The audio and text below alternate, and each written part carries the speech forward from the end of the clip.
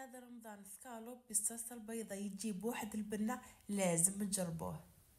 نجيبو السكالوب، نضيفوله ملعقة من لاموتارد، ملعقة من المارغرين، رشات من الملح، نضيفو التوابل الكركم والفلفل الأسود وتوابل الدجاج، نخلطو المكونات، بعد نضيفو كأس من اللبن هو سر البنة، نخلوهم يرتاحوا لمدة ساعة ونروح نطيبوهم في مقلاة تكون سخونة، ما نضيفو لها ولا شي كيما راكم تشوفوا. نخلوهم يحمروا حتى يعطونا اللون الذهبي.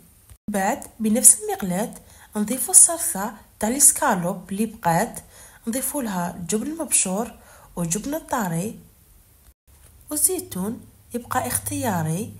نخلوها تطيب لمدة 6 دقائق ونطفو عليها وتكون واجدة معنا الصلصة. بعد نجيبو بلا فارغ نحطو فيه الاسكالوب، نفرغو فوقو الصلصة ويكون طبق معنا واجد.